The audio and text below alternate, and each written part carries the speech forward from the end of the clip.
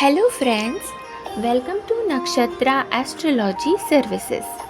आज हम बात करेंगे गलत रिश्तों का मानसिक और ज्योतिषीय असर इस टॉपिक पे।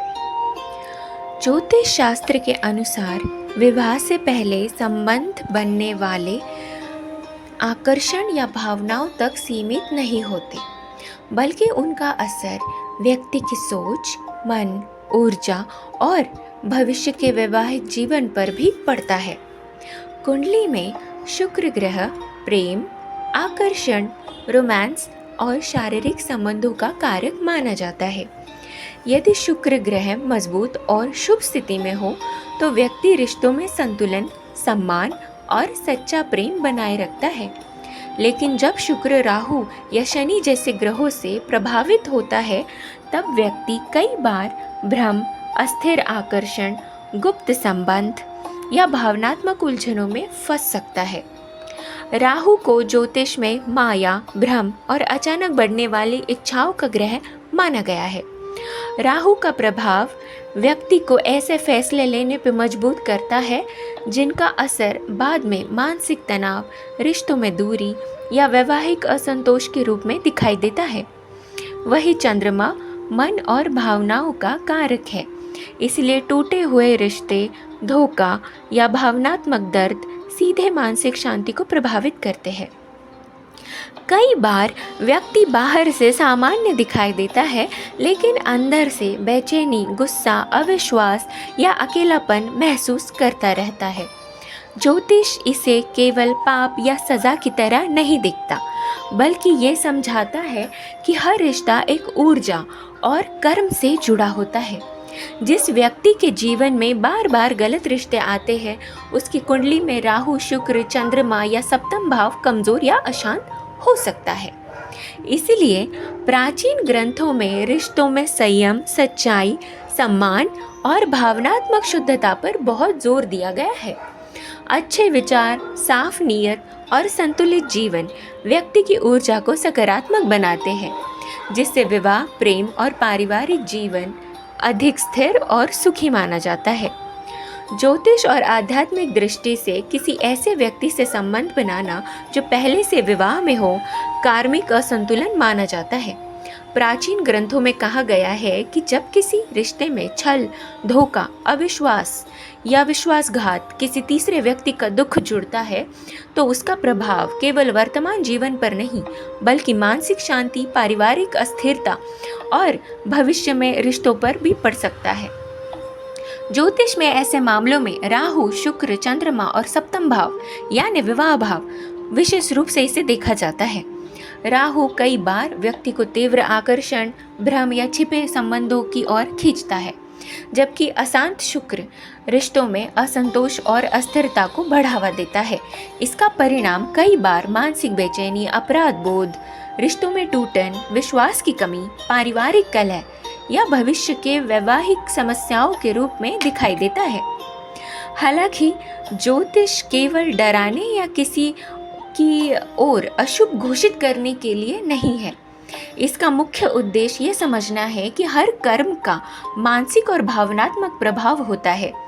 यदि किसी के जीवन में गलतियां हुई हो तो उन्हें सुधारना, ईमानदारी को अपनाना, किसी को जानबूझकर दुख न देना और अपने जीवन को संतुलित बनाना सबसे महत्वपूर्ण माना गया है।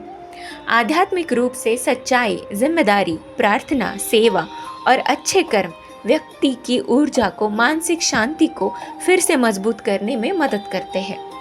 ज्योतिष और आध्यात्मिक दृष्टि से यदि कोई व्यक्ति अपना काम निकलवाने, पैसा, पद, फायदा या स्वार्थ के लिए गलत तरीके अपनाता है, जैसे छल, धोखा, भावनात्मक शोषण, शारीरिक शोषण, झूठे रिश्ते या किसी का उपयोग करना, तो शुरुआत में उसे फ़ायदा मिलता हुआ दिखाई दे सकता है, लेकिन लंबे समय में उसका असर व्यक्ति की मानसिक शांति, रिश्तों और कर्मों पर गहरा प्रभाव पड़ता है, बुरा प्रभाव पड़ता है। ज्योतिष में इसे राहु और अशांत शुक्र का प्रभाव माना जाता है। जहाँ व्यक्ति को कुछ समय तक तेज सफलता, आकर्षण या लाभ मिलता है, लेकिन धीरे धीरे जीवन में अस्थिरता, डर, विश्वास की कमी, बदनामी, रिश्तों का टूटना या अंदरूनी बेचैनी बढ़ने लगती है।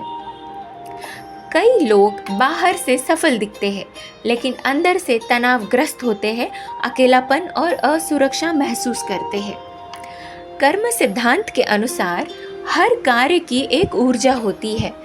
यदि किसी को दुख देकर, इस्तेमाल करके या गलत रास्ते से लाभ लिया जाए तो उसका प्रभाव कभी न कभी किसी रूप में वापस अवश्य आता है, चाहे रिश्तों में, मानसिक स्थिति में, सम्मान में या भविष्य के निर्णयों में इसका असर अवश्य दिखता है।